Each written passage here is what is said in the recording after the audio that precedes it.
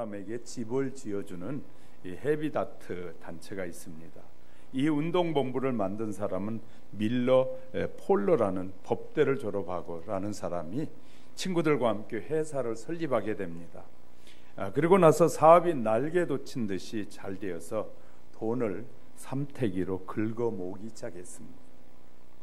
그는 돈 버는 재미에 깊이 빠져서 이 가정도 등한시하고 오직 돈 버는 데만 깊이 빠져버렸습니다. 그러던 어느 날 돈에 빠져있는 남편과 더 이상 살 수 없다고 아내가 이혼을 요구해 왔습니다. 청천벽력 같은 소리를 듣고 아무리 설득을 해도 아내는 막무가내였습니다. 불로는 어쩔 수 없이 이혼을 당하고 나서 정신이 번쩍 들었다고 말합니다.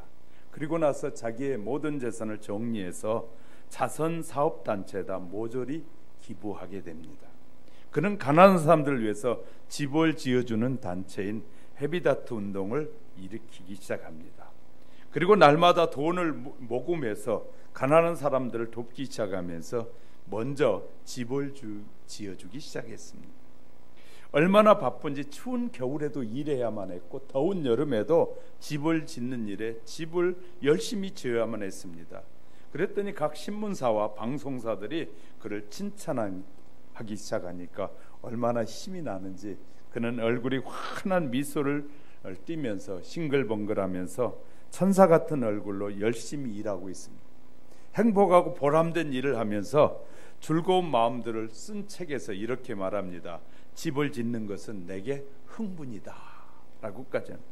그는 지금도 천사 같은 환한 얼굴을 하고 모금한 돈을 가지고 가난한 사람들의 집을 짓기 위해서 부지런히 일하는데 늘 항상 밝은 모습으로 웃는 모습으로 열심히 하고 있다는, 다시 말해 자기 일을 찾았다는 말입니다. 우린 돈 버는 것만이 행복한 일이라고 생각하는 사람들이 있다면 우린 하나님이 우리 각자에게 주신 사명이 다 다르다는 사실을 인식해야 할 것입니다. 돈 버는 것이 즐거움인 사람이 있어요. 그런 사람 돈을 벌어서 어디에 쓸 것인가를 잘 살펴봐야 될 것입니다. 오늘 저는 삭개오 이야기를 여러분에게 나누고자 합니다. 삭개오는 높은 지위와 돈을 많이 가지고 있었기에 사람들이 보기에는 매우 행복한 사람처럼 보였습니다. 그러나 그에게는 두 가지 약점을 가지고 있었는데, 첫째는 신체적인 약점이 있었고 또 하나는 정신적인 약점을 가지고 있었습니다.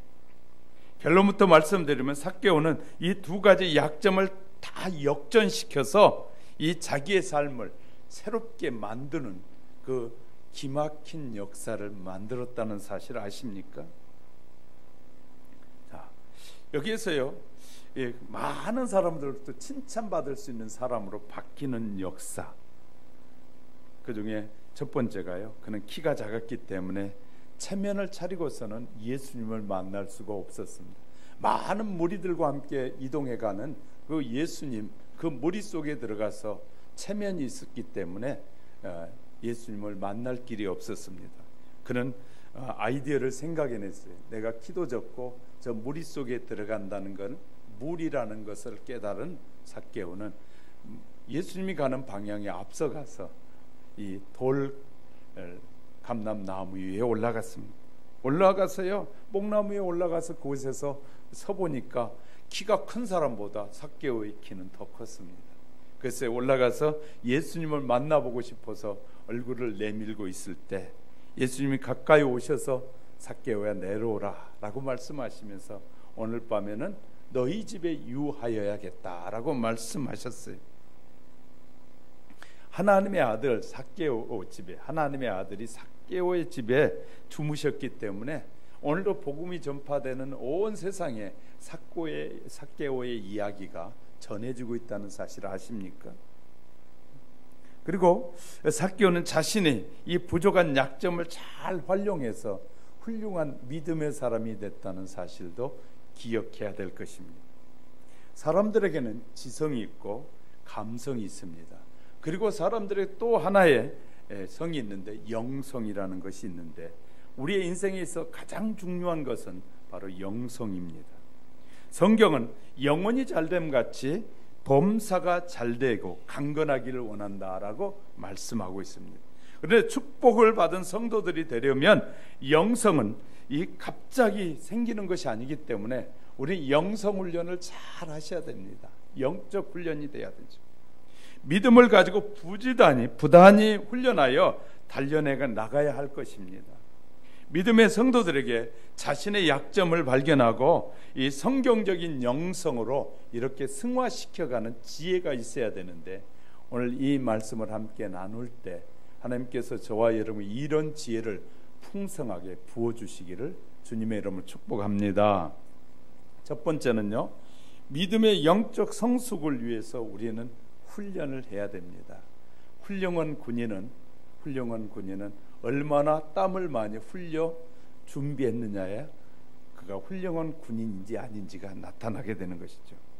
영성 훈련 중에 중요한 훈련이 하나 있는데 영린 찾기 훈련이라는 훈련이 있습니다. 이 영린이라는 말이 무슨 말이냐? 용은 여러분이 상상해서 만들어진 용에게는요, 목이 긴 용에게는 뭐가 있냐면 비늘이 쫙 내려 있는데 81개의 비늘이 있다고 합니다. 그 중에 비늘 하나가 목 중간에 거꾸로 세워져 있는 비늘 하나가 있습니다. 바로 이 비닐, 그 비닐이 있는데 다른 곳은 아무리 찔러도 용이 죽지 않는데 거꾸로 된 비닐 그 자리를 콕 찔르면 용이 급사한다고 말합니다. 그래서 용의 급소라고 하는데 그 용의 급소를 영린이라는 말을 합니다. 그곳을 건드리면 용이 대노해서 막 공격하기 시작한다고 합니다. 우리나라 영화 중에서도 영린이라는 영화가 있습니다. 얼마 전에 보니까 이 영조왕을 대상으로 그린 영화더라고요. 예, 그 영화가 있는데 가장 중요한 내용 중에 한 말이 이런 것이에요. 영린을 건드리지 말라라는 것이 그 영화의 중심 단어이기도 합니다. 누구에게나 영린이 있는데 그것을 건드리면 죽습니다. 사람들은 이것을 흔한 말로 급소라고 말하기도 하고 다른 말로는 약점이다라고 말합니다. 심리학에서는 아킬레스건이다라고도 말하기도 합니다. 그리스의 신화의 치명적인 약점을 아킬레스건이라고 하는데, 이런 신화가 있습니다. 어떤 어머니가 아들을 낳자 신이 나타나서 그 엄마에게 말합니다. 강물에다가 아들을 넣었다 빼라. 그걸 꺼내면 전쟁에 나가서 활도 창도 칼도 해치지 못할 강력한 사람이 될 것이다 라고 신이 말해주고 떠납니다. 어머니는 아들을 안고 나가서 강에서 가서 아이의 발목을 거꾸로 잡고 물에 담갔다 꺼냈습니다. 그 아들이 장성해서 군대 입대하고 전쟁터에 나가게 되자 어머니는 미소를 띠면서 안심했습니다. 왜? 발목에 이 물을 담갔으니까 이 아이가 어떤 전쟁에도 이길 것이라는 그런 확신 때문이었습니다. 그런데 얼마 있지 않아서 비보가 들려왔습니다. 아들이 이 창에 발목에 찔려서 죽었다는 것입니다. 아들을 강물을 넣었다가 건질 때 손으로 잡았던 곳이 바로 강물이 묻지 않아서 그곳이 아킬레스건이 돼서 결국 그 아들이 죽었다는 것입니다. 자, 이렇게 사람들에게는 약점이 누구에게나 있다는 말이죠. 사람들에게 가장 흔한 약점이 세 가지가 있다고 하는데 미국에서는 그것을 3G다라고 말합니다. 골드, 글로리, 그 다음에 걸, 이성이라고 해서 3D라고. 사람에게는 이 세 가지 약점이 누구에게나 있다라고 말하고 있습니다. 돈이 약점인 사람이 얼마나 많은지 모릅니다. 돈은 필요한 것이지 중요한 것이 아닙니다. 그런데 돈을 제일 중요하게 여기며 정말로 필요한 곳에 쓰지 않는 사람들이 얼마나 많이 있는지. 돈은 필요해서 우리가 만든 것이지 그것이 신이 될 수는 없는데 필요해서 만든 것이거든. 돈이라는 지폐를 왜 만들었냐? 사람과 교통을 해야 되는데, 통용을 해야 되는데 그것이 필요해서 돈이라는 것을 만들게 되는 것이죠. 예수님을 은 30냥에 팔았던 가룟 유다는 3년씩이나 따라다니던 예수님의 제자였고 그런 스승을 팔았습니다. 돈이 그에게는 우선이었습니다. 돈이 영리인 것이죠. 돈이 무엇보다도 중요하게 생각했던 사람인 것이죠. 돈이 약점인 사람은 버리기 훈련을 부지런히 해야 된대. 자꾸 버리는 훈련. 그 다음에요, 나누어주는 훈련을 피눈물 나게 해야 됩니다. 나누어주는 건 아깝지요. 그러나 나누어줄 때 성경은 더 그의 인생이 복되다라고 우리에게 가르쳐주고 있단 말이에요. 이런 얘기가 있어요. 어떤 중국 사람은 이 돈을 허리에다 차고 다니는, 한국 사람은 지갑에 넣고 다니고 중국 사람은 돈이 많으면 돈을 허리에다 차고 다닌다는. 그 중국 사람 한 사람이 물에 빠졌습니다. 돈보따리를 허리에 차고 빠졌는데 그것을 지나가던 사람이 봤는데 그 사람이 중국 사람인 줄 알고 돈을 허리에 차고 있는 것도 보았어요. 그래서 그 사람에게 말합니다.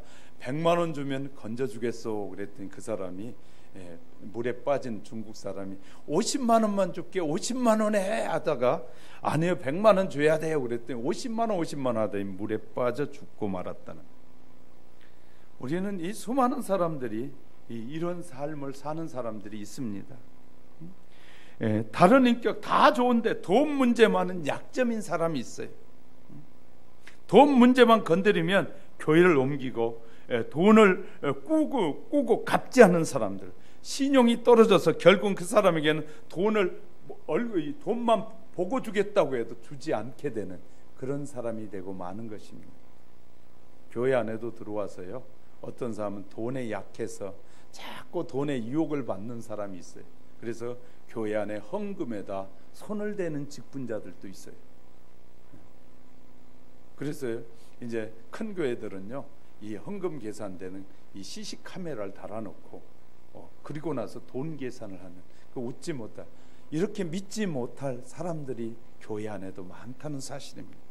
어떤 의미에서 저와 여러분도 그런 유혹에 쉽게 빠져들 수 있을 것입니다. 또 어떤 사람은 명예가 약점인 사람이 참 많습니다. 명예라면 사족을 못 쓰고 쫓아다니는 사람들. 그래서 송파 안에도 개발되기 전에 살던 사람들 중에 엄청나게 수백억씩 이 보상을 받은 사람이 있거든요. 그 사람들은 돈 가지고 정치에 나갔다가 지금은 빈털터리가 돼서 남의 전셋집 사는 사람들도 있습니다. 송파가 개발된 것은 한 30여 년 전밖에 더 안 되잖아요. 그때 엄청나게 제가 이 개발되기 전에 우리 요 지역에, 우리 교회에 있는 지역에 다녔었어요. 와가지고 예비군 훈련도 받았고, 이 보인산군 넘어가 다 예비군 훈련장이었어요. 그때는 개발이 하나도 안 됐었어요. 제가 천호동에 살면서 이곳에 올 때 이 버스 타고 와서 예비군 훈련도 받고 그랬던 자리에 이 자리도. 그런데 그때 수도 없는 많은 사람들이 개발이 되면서 이 지역에 보상을 받았던 사람들이 그 많은 돈을 정치나 이 명예를 따라가다가 다 잃어버리고 지금은요, 이 전셋집에 살면서 끈이를 걱정해야 되는 사람들도 있다는 말입니다. 이렇게 명예는 사람들을 이렇게 유혹에 빠지게 합니다. 여러분이 잘 아는 다윗의 아들 압살롬의 약점은 명예였습니다. 아버지를 죽이고 자기가 왕이 되려고 하잖아요. 가만히 있어도 왕이 될 가능성이 있는데도 불구하고 그걸 참지 못하고 견디지 못하고 기다리지 못하고 권력이란 욕심에 빠지자 아버지도 죽일 정도로 매력 있는 것이 바로 이 명예입니다. 명예란 내가 그것을 가지기 위해서 수백만 수천만을 죽일 정도로 이 강력한 약점이 되기도 합니다. 그래서 여러분 잘 아는 캄보디아의 폴포트는 지식증 수백만을 학살하는데 총알이 아까워서 나중에 대나무로 만들어서 죽창으로 사람을 죽이는데 그 죽일 때 찌르는 비명소리가 난다고 크게 음악을 틀어놓고 죽이는 사람들의 비명소리를 안 듣겠다고 음악을 틀어놓기도 했습니다. 히틀러는 600만의 사람을 죽였고요. 스탈린, 모태똥 그리고 수천만 명을 죽였습니다. 김일성이 얼마나 많은 사람을 희생했습니까? 수많은 사람을 죽인 그 살인자들을 오늘 한국 사람들 중에서 그들을 추앙하는 사람이 남한에도 수십만 명 있다는 웃지 못할 일이 벌어지고 있습니다. 우린 잘 기억해야 됩니다. 명예만 건드리면 약점이 되어서 발광 수준에 이르는 사람들도 있습니다. 이런 사람들은 바닷가에 가서 우리는 약점을 극복해야 될 것입니다. 바다는 지구상에 살고 있는 70억 명의 사람들이 사용한 물, 세계 수많은 공장에서 사용한 오물, 세계 모든 짐승이 사용한 모든 물들을 다 포용하는 것이 바다입니다. 그래서 바다는 없습니다. 한마디 하지 않고 받아들여서 정화시켜서 다시 위로 올려보내는데, 위로 올려보내는 물은 맑고 깨끗한 물을 올려보내서 다시 비가 돼서 우리들에게 돌아오는 것을 보게 됩니다. 땅을 적셔줍니다. 그런데 말 한마디 없습니다. 이런 바다를 위대한 것이죠. 바다는 제일 낮은 곳에 위치하고 있어서 모든 물이, 썩은 물이 흘러들어가지만 다시 정화해서 돌려보내주는 바다, 거기에서 우리는 배워야 될 일이 너무나 많다는 사실입니다. 세 번째는 이성에 약한 사람들이 얼마나 많습니까? 하나님께서는 생육하고 번성하라고 남성과 여성을 만드셨다고 말씀하고 있습니다. 남성과 여성을 통해서 이 성적 쾌감을 통해서 자녀를 양육하고 더 많이 낳아서 더 풍성하게 하라고 이 성적 쾌감을 줬는데, 성적인 쾌감 때문에 생육하고 번성해야 되는데 어느 때부터인가 쾌감이 목적으로 바뀌게 됐다는 거예요. 성적인 이 타락이 돈 때문에 타락하는 것과 쌍벽을 이룰 정도로 지금 타락한 시대에 우리가 살아가고 있습니다. 다윗의 약점은 이성이었습니다. 모든 것이 완벽한 다윗이었지만 이성에는 약했습니다. 남편까지, 그의 여자의 남편까지 죽일 정도로 성적 욕구가 얼마나 강한지 모릅니다. 성적인 타락은 도시를 망하게 할 정도입니다. 소돔과 고모라가 성적인 타락으로 멸망했고, 우리나라에 가끔 와서 전시회란 폼페이라는 이 시가 성적 타락으로 완전히 멸망하지 않았습니까? 이같이 3G는 인간에게 가장 견디기 힘든 유혹의 약점이기도 합니다. 이 세 가지 중에 하나, 또 세 가지 약점을 다 가지고 있는 사람들도 많이 있습니다. 이기기 힘든 약점이지요. 그래서 잘못 건드리면 참지 못하는 약점이 되기도 합니다. 세상을 살아가는 수많은 사람들이 이 세 가지 약점에 쓰러지고 넘어지고 있다는 사실을 아십니까? 그래서 우리는 자신의 약점이 무엇인지를 돌아봐야 됩니다. 이 세 가지 약점 외에 게으름이 약점일 수도 있습니다. 하나님은 게으른 사람을 쓰지 않고, 하나님은 우리를 성공하라고, 우리를 이 세상에 성공하라고 보내신 것이 아니라 부지런하라고 보내셨다는 거 아십니까? 또 어떤 사람이 약점이 인색함이 약점일 수 있습니다. 넉넉한 마음을 가지고 살아야 합니다. 없어도 줄 알아야 되고, 한 번 얻어먹으면 한 번 또 섬길 줄 아는 것이 바로 사람이 해야 될 도리 중에 하나일 것입니다. 그런데 그러지 못한 사람이 얼마나 많습니다. 자존심이 또 약점인 사람이 있습니다. 자존심을 조금만 건드리면, 꾹 참으면 인간관계가 파괴되지 않을 텐데, 자존심 한번 툭 건드리면 인간관계가 뭐고 다 잘라버리는 어리석은 사람들이 얼마나 많은지 모릅니다. 가장 자존심을 잘 참는 분이 예수님이셨습니다. 하나님의 아들 예수님은 바로 그 자존심을 다 참으셨어요. 하나님의 아들 예수는 대통령의 아들이 아닙니다. 그는 침을 뱉어도 모든 것을 다 참아내신 그 예수 그리스도를 우리에게 보여주고 계십니다. 어떤 분이 공사장에서 일을 하는데, 공사장에 그 지도하는 이 반장이 그 일하는 사람을 자꾸 무시하니까 어느 날 자존심이 너무너무 상해서 일하던 그 공사장의 인부가 등에다 이렇게 써붙이고 일을 하답니다. 내 아들은 서울대학교 의대에 다닙니다. 나는 조금 후에 의사 아버지가 될 것입니다. 자존심은 약점이 될 수 있다는 것입니다. 그러나 참아야 합니다. 자신의 약점이 무엇인지, 자기의 약점이 무엇인지를 잘 알아야, 그래야 관리해야만이 저와 여러분의 영성이 더욱 새로워져 갈 수 있습니다. 믿음으로 살아가는 성도들은 영성이 좋아지려면 자기의 약점을 찾아서 극복하는 훈련을 부지런히 해야 될 것입니다. 나의 가장 큰 약점이 무엇인지 우선 찾아내서 자신의 일을 훈련하는 지혜로운 성도들이 되시기를 주님의 이름으로 축복합니다. 그래서 두 번째는요, 자신의 약점을 정확하게 파악하는 것이 필요합니다. 삭개오는 자기의 약점, 아킬레스건을 정확히 알고 있었습니다. 내 약점은 키가 작은 것이다 라는 것. 삭개오는 난장이 수준은 아니지만 육체적인 약점은 키가 적은 것이었습니다. 그는 작은 키가 약점이었지만 그로 인해서 역전됐다는 사실을 아십니까? 다른 사람들과 예수님 보기에 경쟁해서 약점 때문에 이겼어요. 키가 작아서 뽕나무 위로 올라갈 생각을 하게 되고, 뽕나무에서 올라가니 키가 큰 사람보다 더 크게 드러나게 되는 것이죠. 예수님은 삭개오 사모하는 모습을 보시고 다가가셔서 만나 주셨습니다.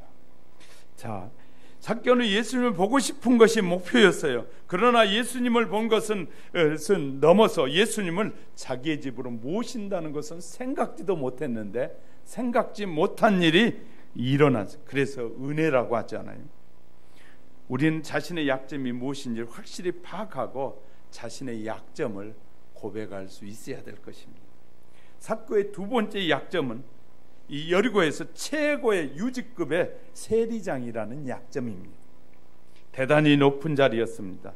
여리고 주민들의 이 세금을 받아서 노마에 바치는 세리장이어서 이스라엘 사람들이 볼 땐 매국노와 같은 사람입니다. 더구나 여리고는 굉장히 풍부한 도시고 부유한 도시였습니다. 모세가 40년 광야 생활을 마칠 때 마지막 느보산에서 내려볼 때 젖과 꿀이 흐르는 땅이었다고 하는 곳이 바로 여리고라는 사실입니다. 저도 여리고 가봤는데 엄청나게 과일도 풍성한 과일이 맺어진 그런 도시였습니다. 물이 많고 요단강에서 가까워서 과일이 잘 맺어 아주 수입이 많은 도시가 바로 여리고입니다. 더구나 갈릴리 사람들이 예루살렘으로 올라갈 때 통과하는 도시가 바로 여리고이기도 합니다. 사람들 왕래가 많아서 이리저리 수입이 많은 도시라 세금도 많았습니다. 그래서 로마가 굉장히 중요하게 여기는 곳이 여리고 지역이었습니다. 그곳에 삭개오는 세금을 거두어서 가난한 사람들을 많이 만나게, 세금 거두러 다니니까 보면 부자도 만나지만 가난한 사람도 만나게 됩니다. 그런데 가혹하게 세금을 거두는 것이 항상 마음에 걸려 있음을 우리는 본문을 통해서 알 수 있습니다. 그리고 세금을 거둘 때 조금씩 더 거두어서 자기가 챙겼다는 것도 본문을 통해서 알 수 있습니다. 사람들은 술을 마셨을 때 또 갑자기 급하게 말할 때 자기의 본심을 말하는 경우가 종종 있다는 사실 아십니까? 그래서 지중에 하는 말이나 무의식 중에 하는 말 속에는 항상 그 가지고 있는 마음을 드러내는 경우도 있다고 합니다. 삭개오가 뽕나무에서 내려오자 예수님에게 말하기를 6절에 급히 내려와 즐거워하며 영접하거늘. 지금 그 상황은 매우 급박한 상황이 진행되고 있습니다. 그는 늘 가난한 사람들로부터 세금 걷는 데 대한 부담감을 가지고 있었음을 알 수 있게 되는데, 그래 조금 거둔 것이 조금씩 더 거둔 것이 마음에 걸렸다는 것을 어떻게 알 수 있느냐? 삭개오가 내려와서 예수님에게 말씀하신 말씀 속에 보는데, 주여 보시옵소서, 내 소유의 절반을 가난한 자들에게 주겠사오며 만일 네 것을 토색한 일이 있으면 4배나 갚겠나이다. 키가 작은 것이 육신적인 약점이었다면 가난한 사람들이 가혹하게 세금을 거둔 것이나 더 거둔 것이 정신적인 약점이었다고 할 수 있습니다. 삭개오의 마음속에 항상 가난한 사람, 그런 사람들, 토색당한 사람들에 대한 생각이 무의식 중에 가득 차 있었음을 우리는 알 수 있습니다. 이런 얘기가 있어요. 정육점을 경영하는 분이 금은방에 가서 물어보기를 금 한 근에 얼마요? 이렇게 물어봤다. 마음속에 늘 쓰던 단어, 쓴 마음속에 있는 것을 말하다.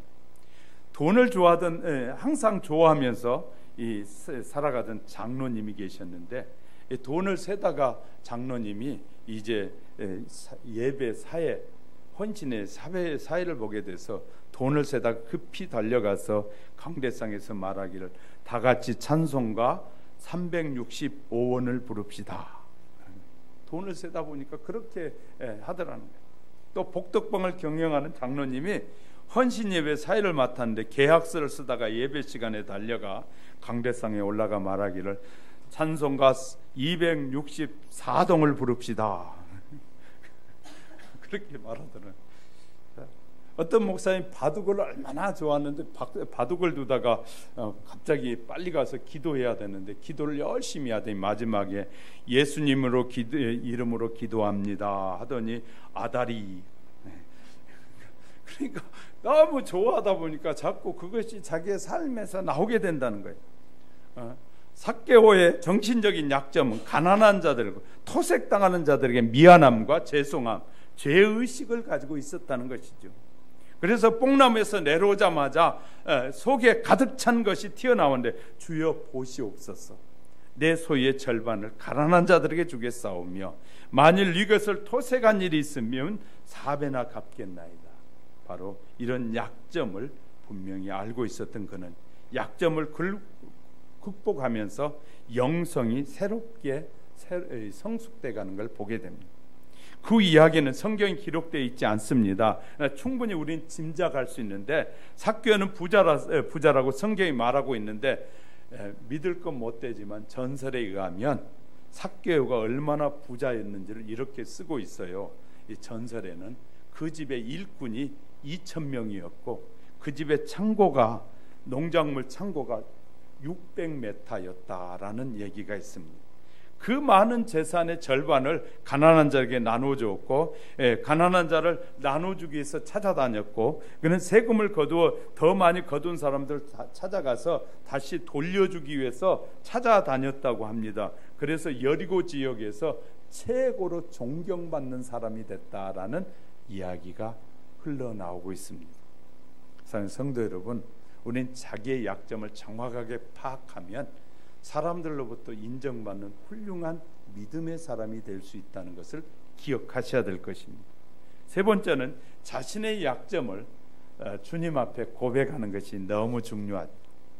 하나님께서는 지혜로운 자를 통해서 성경에 기록하여 말씀하시기를 잠언 20장 22절에 보니까 너의 악을 갚겠다 말하지 말고 여호와를 기다리라. 그가 너를 구원하시리라. 16장 3절 그러니까 너의 행사를 여호와께 맡기라. 그래야만 너희 경영하는 것이 이루어지게 하리라.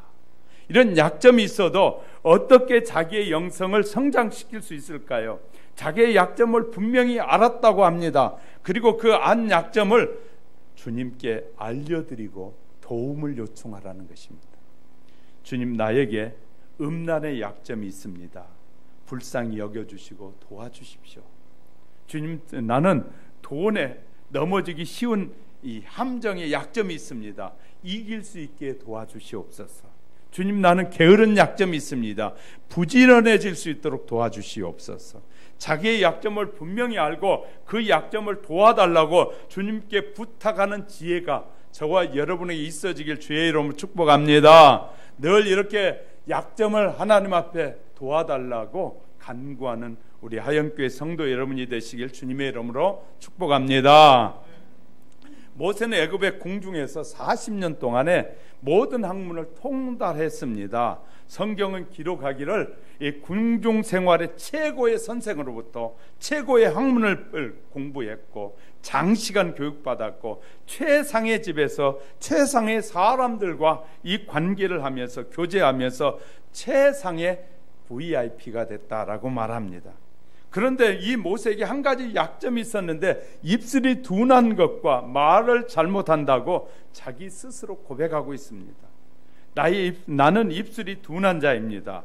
모세는 평생 입술이 둔하여 제대로 말을 조리 있게 하지 못했더니 하나님께서 그런 모세의 마음을 아시고 말 잘하는 아론을 대타로 보내주셔서 그와 함께 귀한 사역을 주님의 사역을 하게 되는데 모세보다 6개월 전에 죽게 됩니다. 아론 형이 죽게 된다. 성경이 기록해 주고 있어요. 우리는요, 내가 부족할 때 부족한 것을 도와달라고 기도하면, 약점을 하나님 앞에 아뢰면 우리의 약점을 보완해서 더 훌륭한 믿음의 사람이 되게 해 주신다는 약속을 믿으시기 바랍니다. 영국의 유명한 찰스 스펄전 목사님이 어느 날 고된 일과를 마치고 집에 돌아와서 피곤에 지쳐서 소파에 딱 이렇게 앉아 있는 순간에 이 두 가지 생각이 자기를 스쳐갔다라고 쓰고 있어요.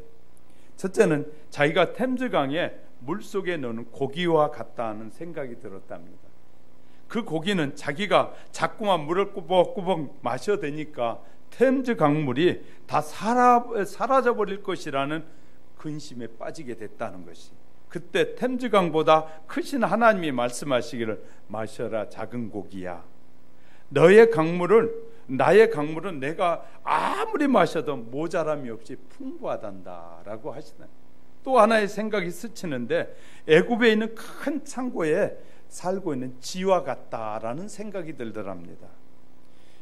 쥐가 자꾸 곡식을 먹어버리면 어느 날 곡식이 하나도 없어져서 이제 쥐도 굶어 죽는 것이 아니냐, 나는 굶어 죽는 쥐와 같다라는 생각이 드는 순간에 그때 요셉이 다가와서 하는 말이 용기를 내라 작은 생쥐야, 나의 곡식은 내가 먹고도 남게 풍족하단다 라고 말했다는 것이.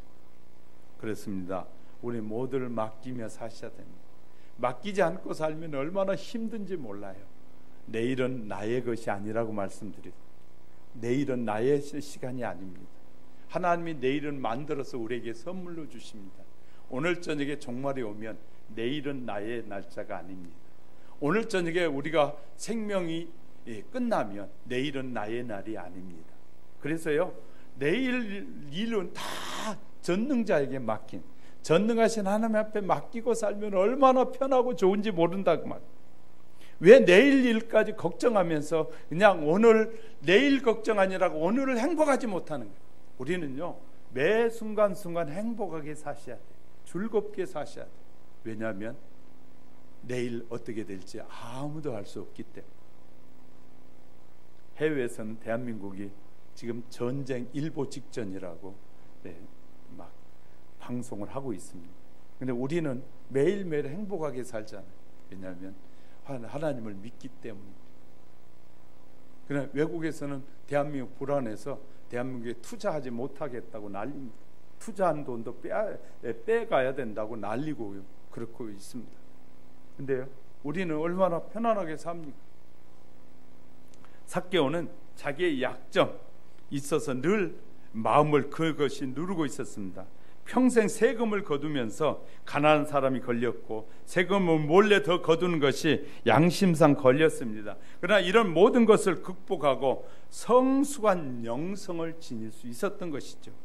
예수님을 믿음으로 예수님을 나의 개인적인 구주로 영접하고 난 후에 저와 여러분은 믿음을 가진 저와 여러분은 약점을 하나님 앞에 늘 기도해야 돼요.